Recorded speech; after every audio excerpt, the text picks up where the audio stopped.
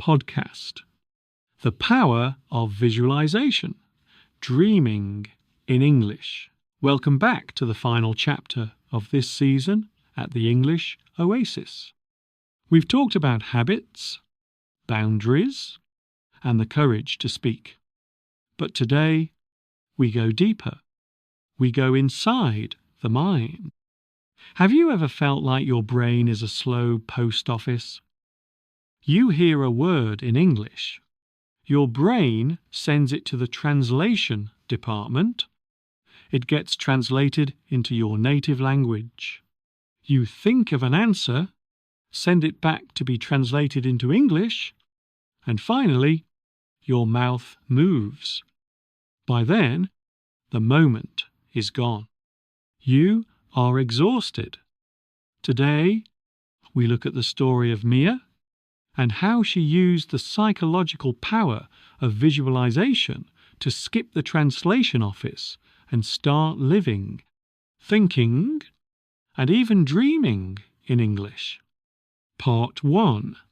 The Translation Trap. Mia was a brilliant software engineer.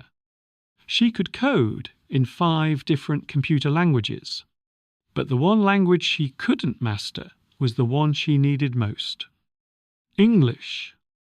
Mia's problem wasn't a lack of knowledge. It was a lack of immediacy. She was stuck in the translation trap. Every time she sat in a global meeting, she felt like she was living 3 seconds behind everyone else. She was processing life rather than living it. She felt like a guest in the English language, never a resident. The stress of this constant translation was causing Mia cognitive overload. By 2:00 p.m. every day, she had a headache. She was so focused on the words that she was missing the nuance, the jokes, and the connection. She felt like she was looking at the world through a thick, foggy window. One evening, Mia attended a seminar by a sports psychologist who worked with Olympic skiers. The psychologist said something that changed everything. The brain cannot distinguish between a vividly imagined event and a real one. He explained that elite athletes use mental rehearsal. A skier runs the race in their mind hundreds of times before their skis ever touch the snow. They visualize every turn, every bump, and the feeling of the wind. When they actually race, their body isn't doing it for the first time. It's just following a script the brain has already written.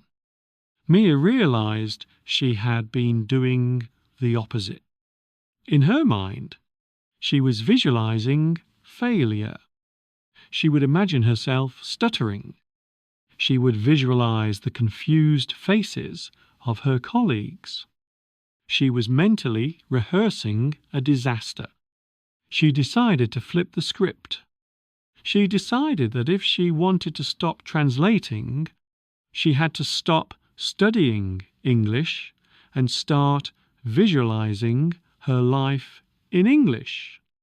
She began a practice called the sensory immersion. Every night for 10 minutes, Mia would sit in total silence. She wouldn't open a book. She would close her eyes and imagine her meeting the next day. But she didn't just imagine the words. She imagined the feeling of the chair. She imagined the smell of the coffee in the room. And most importantly, she visualized herself speaking English as if it were her first language. In her mind, there was no translation office. In her mind, the thoughts and the English words were the same thing.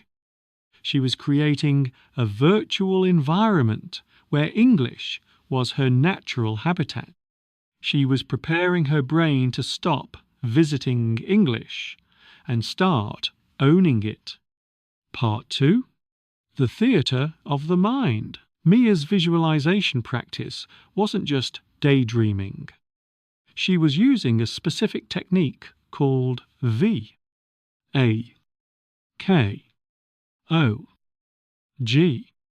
Visual, auditory, kinesthetic, olfactory, gustatory. To make the brain believe the visualization is real, you must engage all the senses.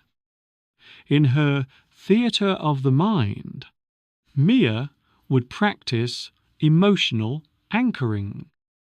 When she visualized herself speaking fluently in her mind, she would consciously trigger a feeling of pride and relaxation. She was wiring the English language to a positive emotional state. She also began to use future pacing.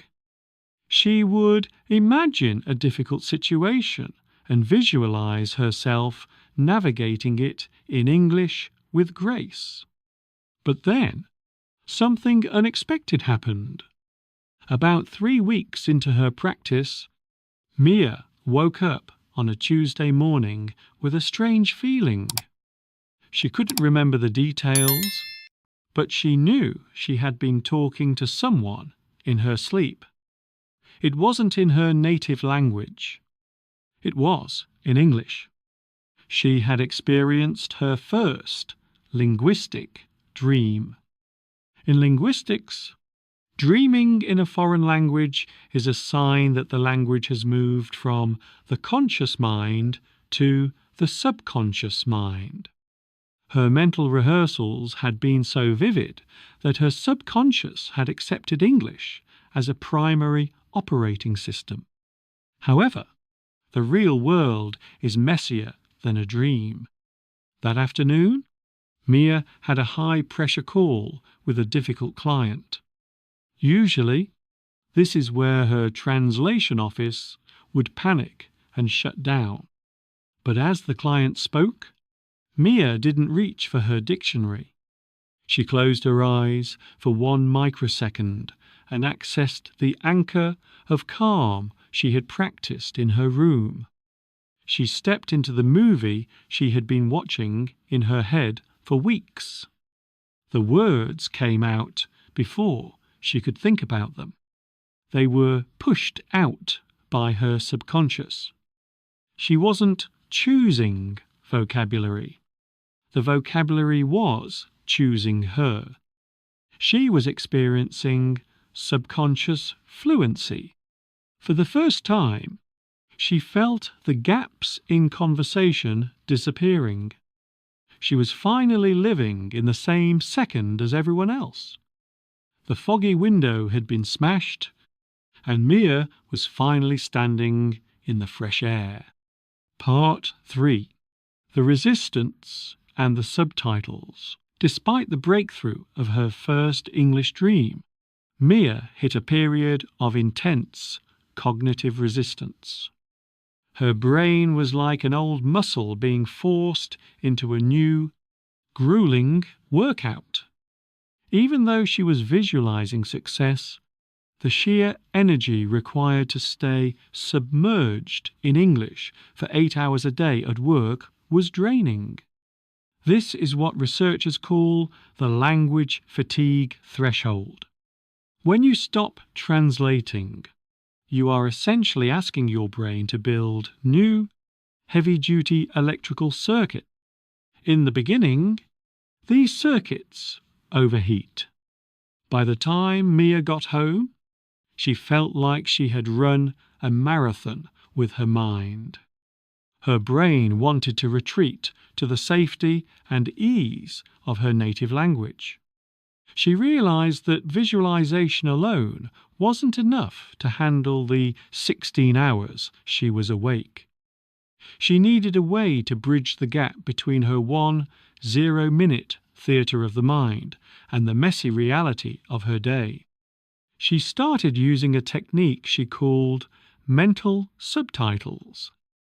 Whenever she was in a situation where she didn't need to speak, she would create subtitles for her life.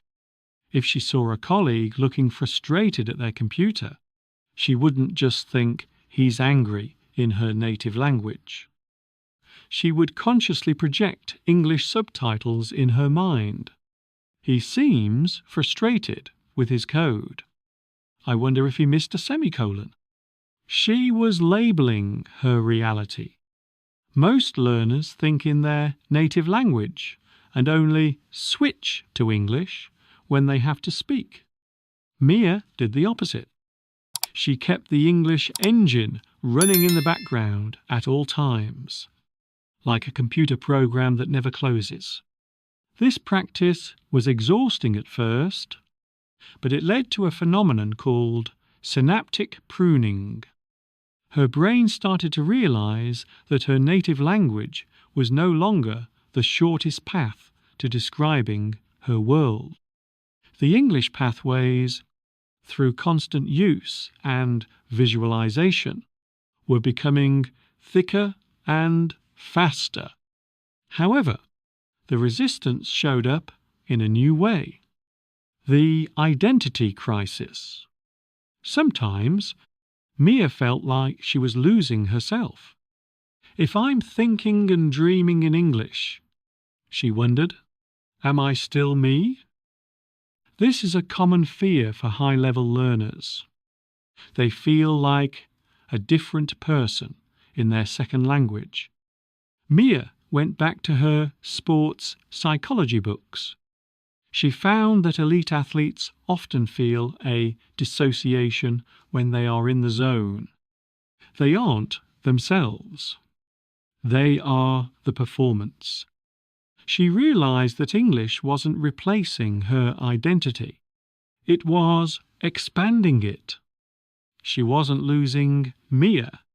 She was discovering global Mia. She started to visualize this global Mia as a separate, more confident version of herself. When she felt the fatigue, she wouldn't say, "I'm tired of English." She would say, "Global Mia is just warming up." By the end of the second month, the fatigue began to lift. The mental subtitles were no longer a choice. They were becoming automatic. She would look at a sunset, and the word breathtaking would appear in her mind before any other word. She was no longer using English. She was inhabiting it. She had survived the resistance. She had proven that the brain is not a static machine, but a plastic, adaptive organ that will eventually surrender to your will if you are persistent enough. Mia was no longer a guest in the Oasis. She was starting to own the land. Part 4. The time dilation effect. The crisis hit at 4:30 p.m. on a Friday. The company's main server went dark. For a global software firm, every minute of downtime meant hundreds of thousands of dollars in losses.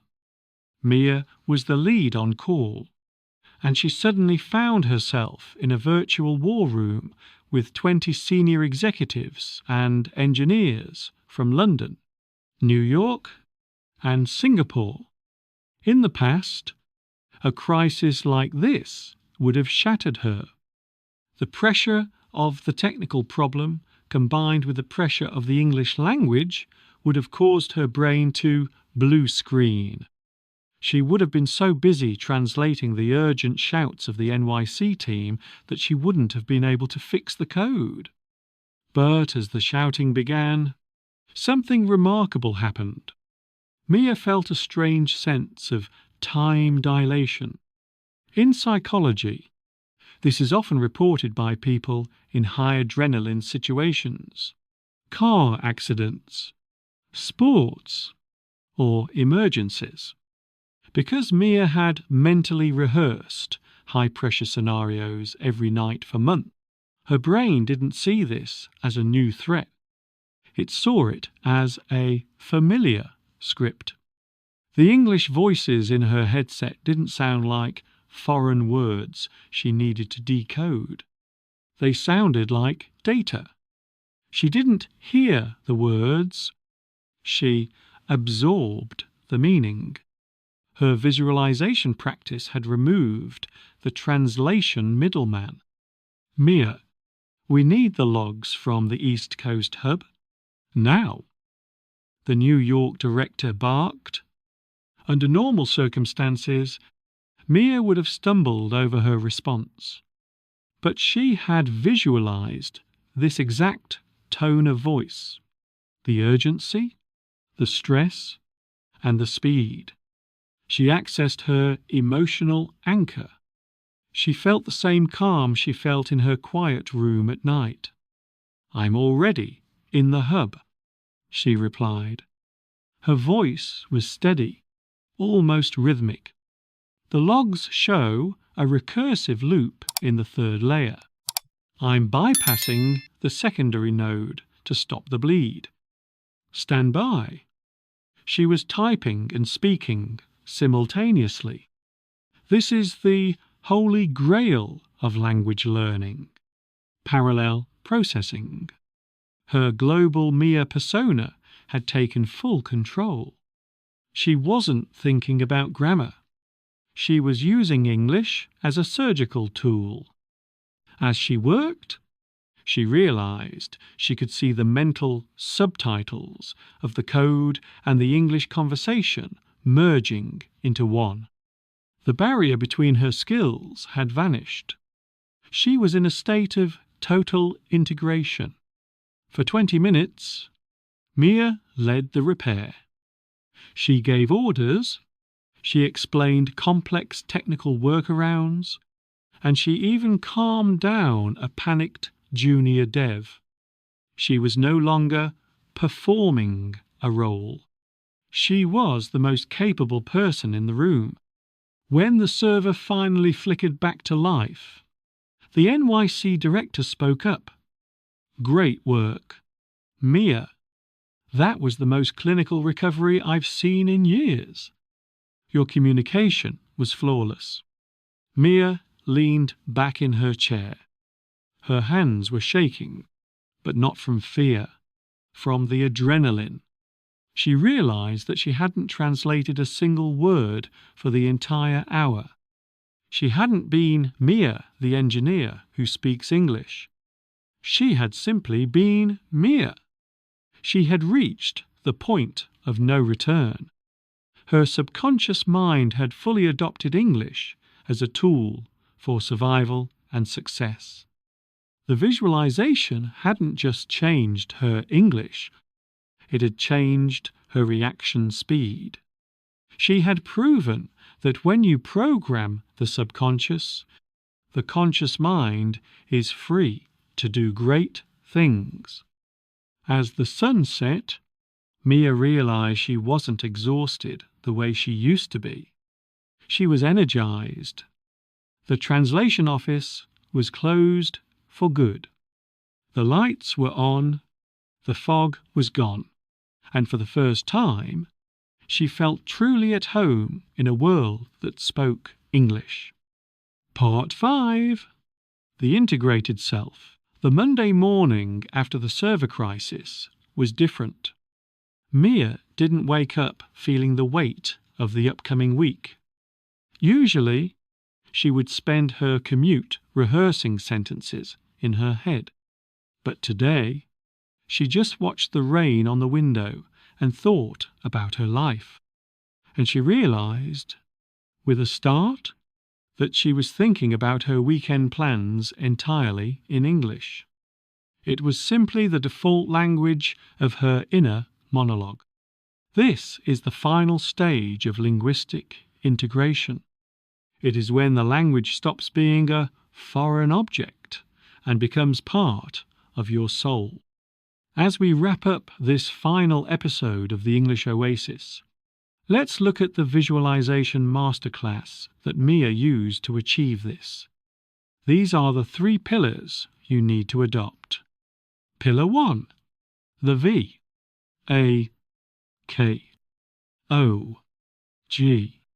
Protocol. Most people try to learn English through only one sense, sight or sound. But the brain stores memories more deeply when all 5 senses are involved. When you visualize your future self speaking English, don't just see it. V. There. See the room. A. Hear your confident voice.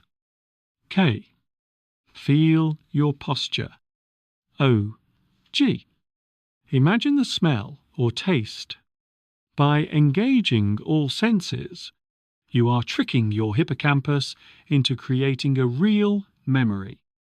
When you actually enter that situation, your brain thinks, "Oh, I've been here 1,000 times." Pillar 2. Emotional anchoring. The biggest obstacle to fluency is cortisol, the stress hormone. When you feel anxious, your brain shuts down the language center to save energy for survival. Mia's secret was emotional anchoring. Every time she visualized herself speaking English, she consciously summoned a feeling of safety and joy. She was essentially vaccinating herself against stress. By wiring English to a state of calm, Mia ensured that when the high-pressure moment came, her brain stayed in the optimal performance zone. She associated English with calm control. Pillar 3. Labeling the void. The translation trap happens in the silence. It happens in those moments when you aren't speaking. Most learners let their native language fill the silence and only summon English when they have to. Mia used the mental subtitles technique to label the void. By narrating her life in her head, she was forcing her brain to use the English highways more often than the side streets. Eventually, the English highway becomes the fastest, easiest route for a thought to travel. The result? The dream state. It's when you stop choosing English and start experiencing it. For Mia, it was the dream. Dreaming in a language is the ultimate sign of neuro-linguistic arrival. It means the language has reached your REM sleep, the place of deepest identity. Mia is no longer a foreigner in her company. She is a leader who happens to speak multiple languages. She has reclaimed her mental bandwidth. Conclusion of the English Oasis. Season 1. We have travelled a long way together in this oasis.